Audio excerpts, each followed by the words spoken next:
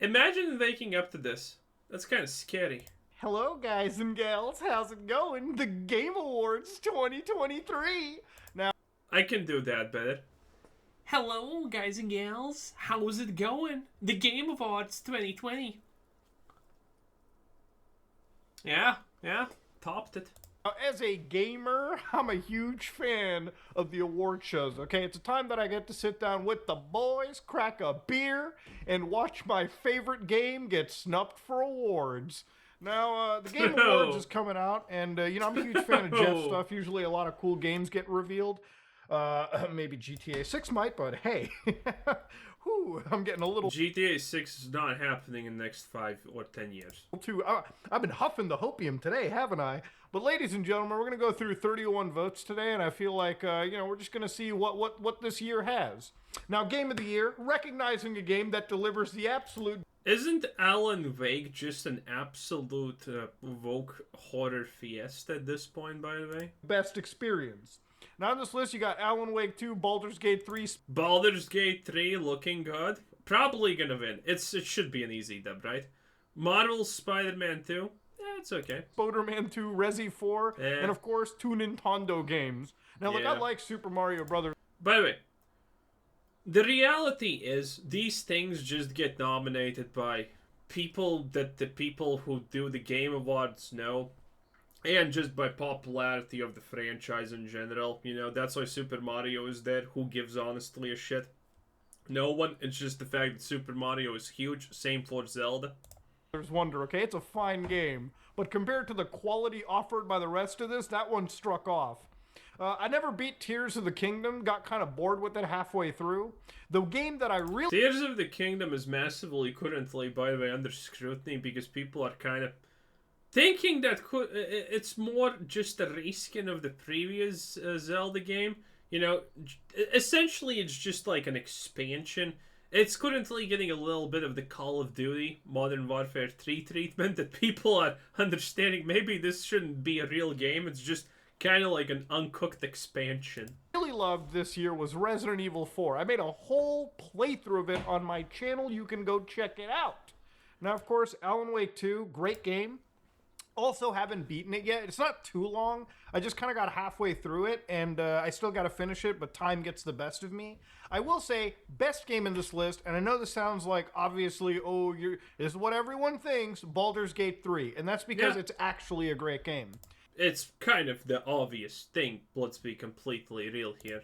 I guess the best way to say Baldur's Gate 3 is it really feels like old school, like CRPG, but not only CRPG, but immersive games. If you ever played Deus Ex or, even the System Shock remake that came out this year, if you feel like you can do something in the game's world, even if it's breaking it, you can do it in Baldur's Gate 3. I actually like Baldur's Gate 3 so much. I haven't finished it. Obviously, it's a very long game. And I'm kind of running two save files, one with my friends and one just by myself. And the amount of choice you have in this game is insane. I'm a huge fan of turn-based stuff, so I know that for people, the combat in this game is like a hit or miss. I love turn-based style combat. This game has it in droves. The world is genuinely massive to explore. There's a lot of choice to be offered. And it's such a good experience that I really hope Larian will build like a Deus Ex style experience with this format sometime down the road. So I'm going to vote that and go to the next category. By the way, the fact that the Game of the Year doesn't even have Harry Potter Hogwarts Legacy, so I always butcher the name. But yeah, it doesn't even have Hogwarts Legacies in it, which is absolutely crazy. I mean, Spider-Man 2 is not bad, but it's not the greatest thing ever. It's like, if there's a title that it should have replaced, it's definitely like, that or probably Super Mario. It's crazy that the Harry Potter game didn't even make it on the list, in my opinion. Best game direction. Oh man, dude, Baldur's Gate's still here? I already won Game of the Year, but I think outstanding creative vision and innovation. So again, there's only two options here. It's either Tears of the Kingdom and Alan Wake 2.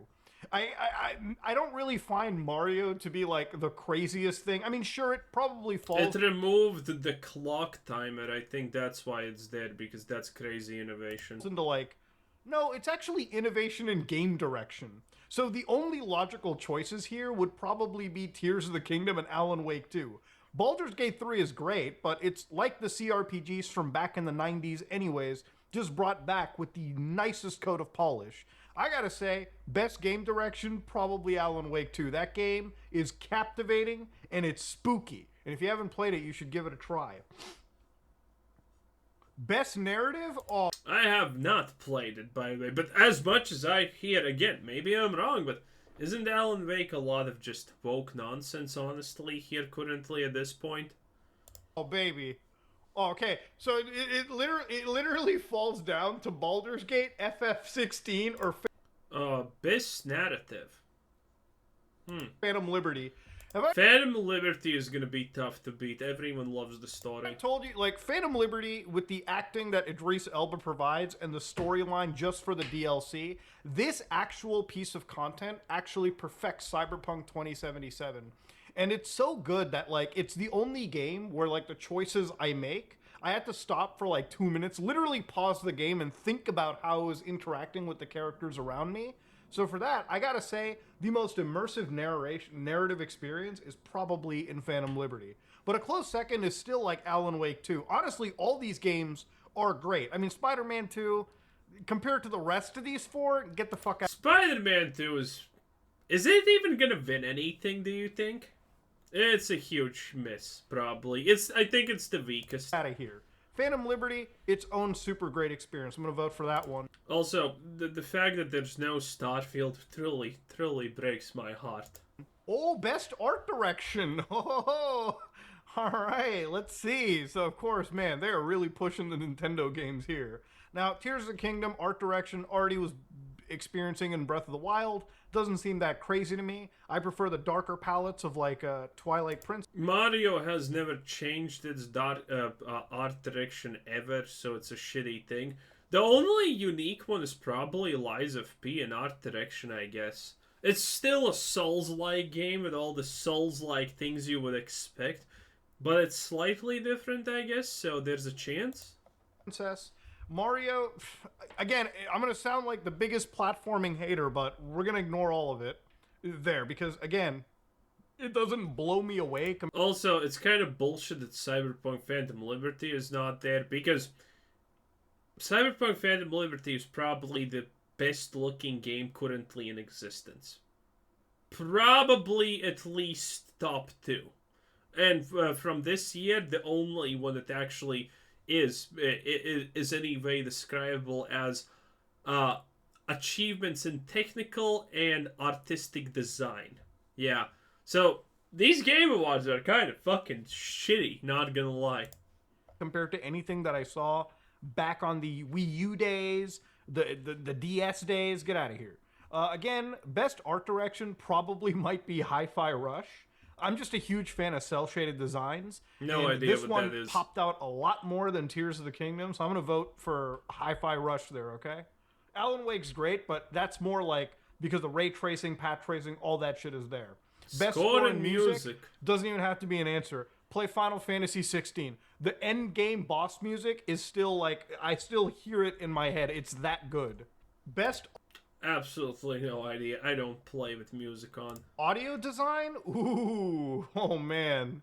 See, this is where I'm going to say it's probably Alan Wake 2.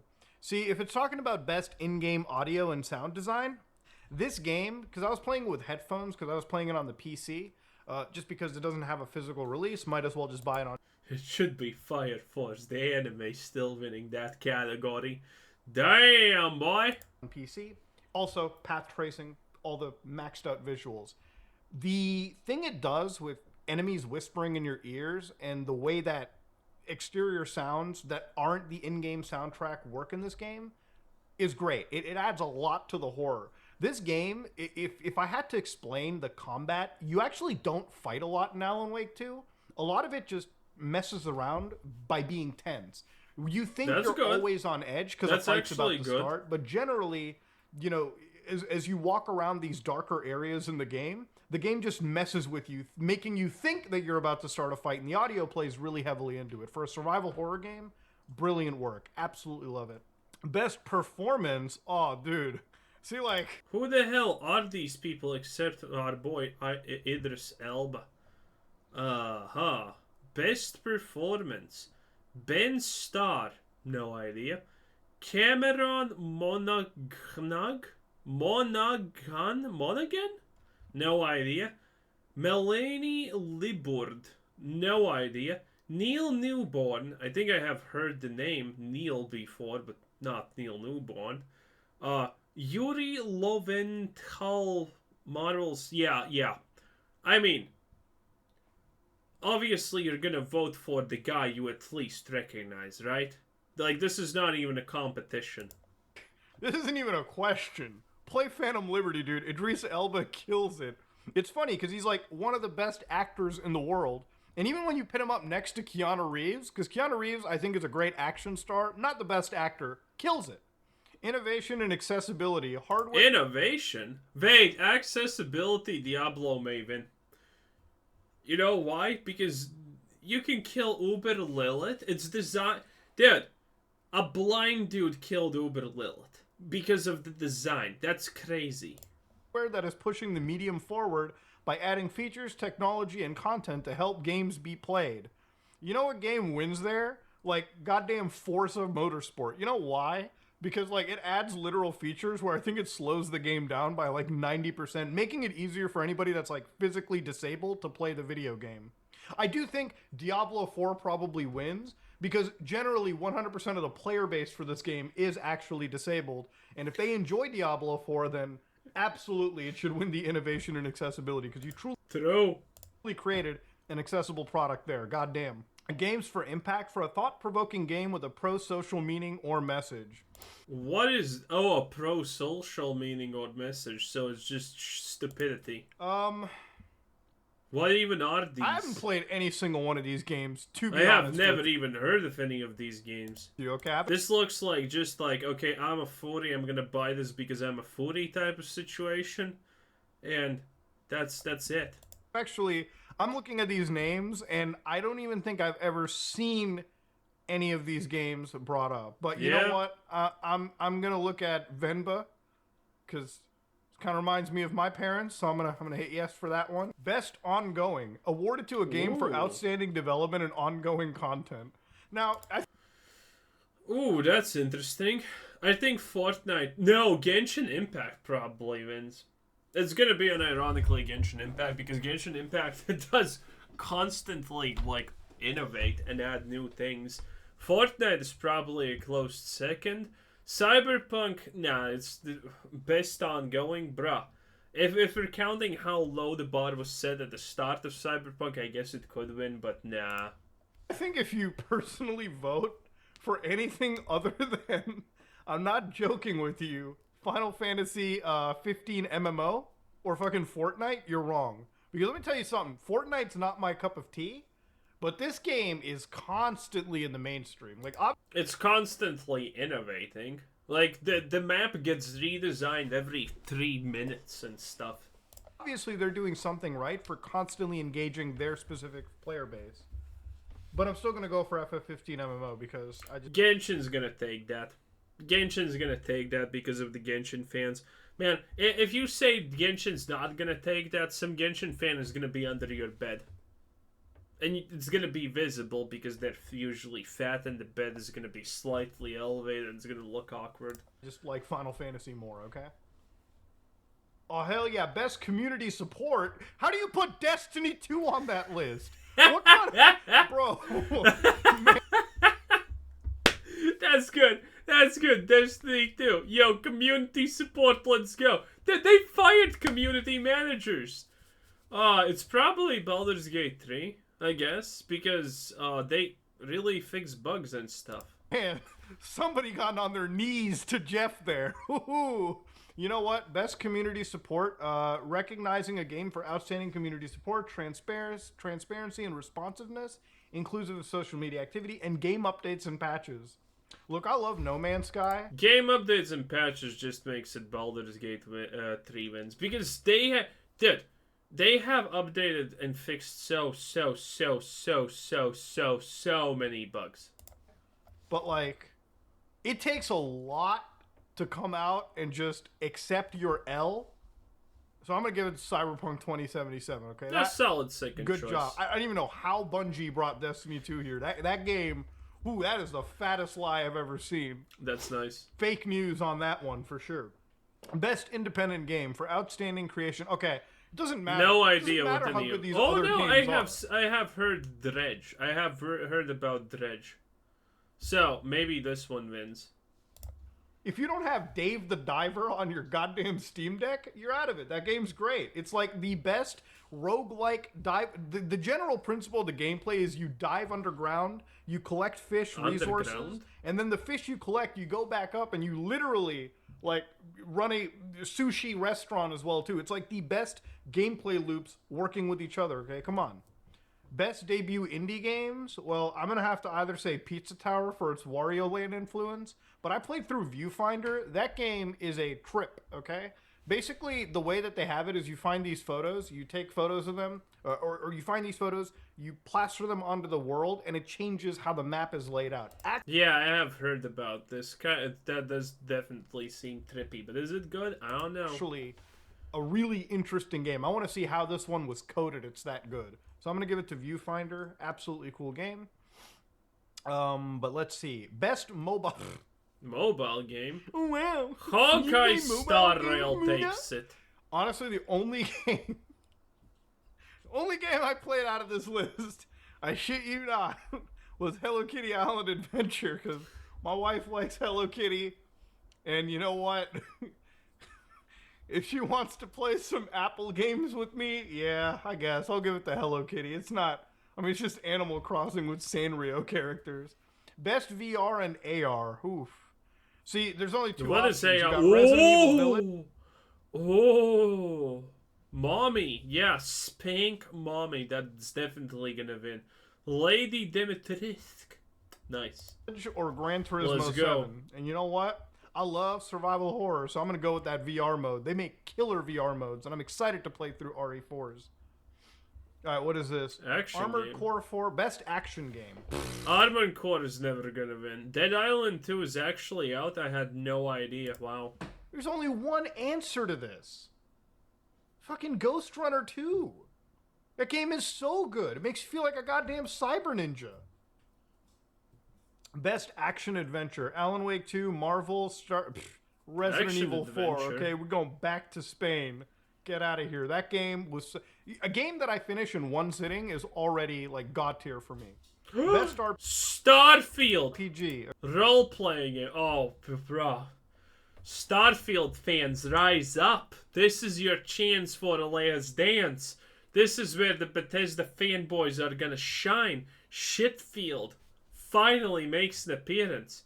Also, how can it even be here? There's absolutely no roleplay elements in Starfield. I mean, Lies of P has more roleplay elements than goddamn Starfield. Okay, Baldur's Gate 3, FF16. I mean, why even mention the others? It's obviously Baldur's Gate 3, Yes, okay? no, obviously. Look, it's the only game that is captivating, engaging. It's got it literally lets you roleplay, okay? Final Fantasy 16, it's a good narrative game, yes, sure, but I wouldn't consider it to be like I'm playing a role. I'm in the foot of Clive Rossfield, you know, reclaiming. It is more of an action adventure, Devil May Cry experience.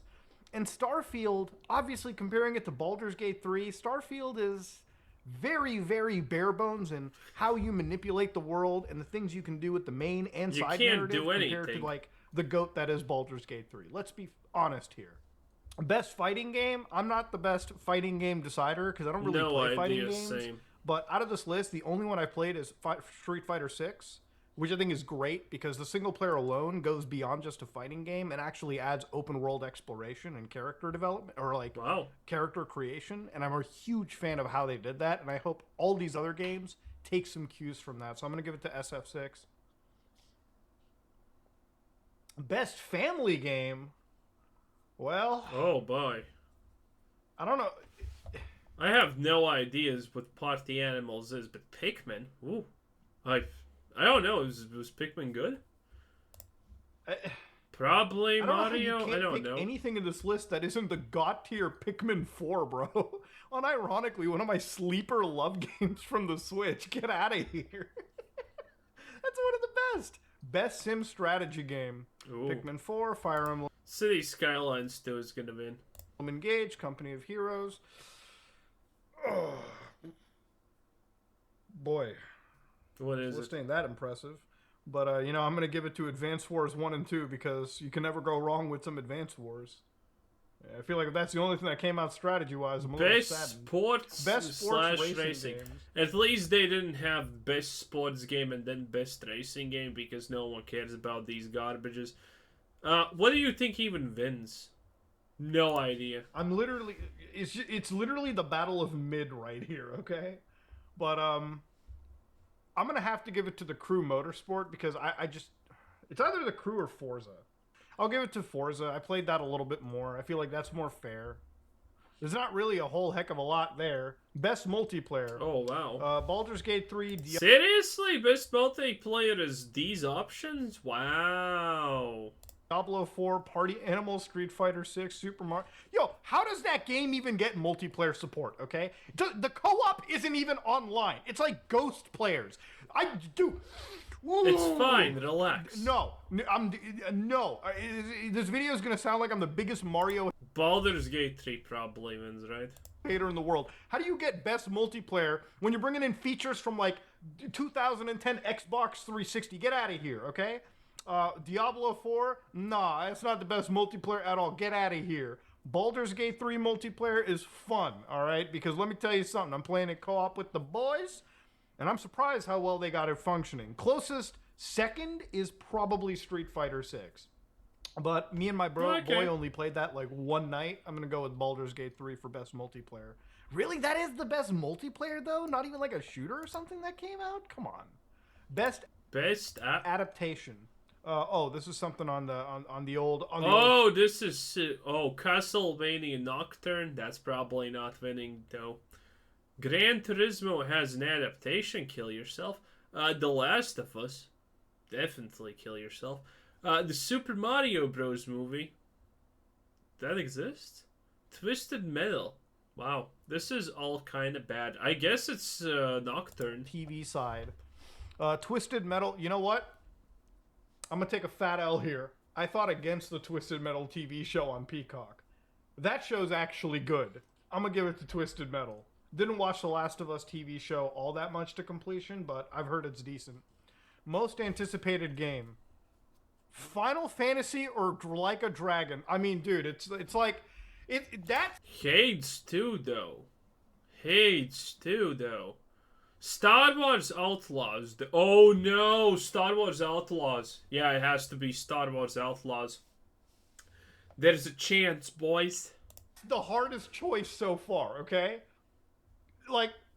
Even though it's Ubisoft. Just... I want Final Fantasy Rebirth, but like... Fuck your stupid Final Fantasy. We're either going Hades or Star Wars. You cannot vote the Yakuza game. This is what. Come on. If you're not ready for Like a Dragon Infinite Wealth, what are you doing? Okay, come on. Like, come on now. Yeah, ladies and gentlemen, this year's Game Awards are pretty goddamn stacked, and honestly, I think... Dude, how did Harry Potter Legacy Hogwarts not even get a single... Dude, even Starfield got nominated for something that it has no business being even into. Wow. I mean, every Game Awards show is just shit. I have never liked any of them, but man, this one seems like extra shit on top, you know? It's like they're spraying perfume on top, a little bit of that gold flakiness, all of that garbage. Anyway, that's pretty much it. That was some ordinary gamer's Mudahar. Our spirit animal, if our animal could be fat. Anyway, this was Quizzer Sensei. Thanks for watching. Subscribe if I haven't already, and have a nice day. Bye-bye.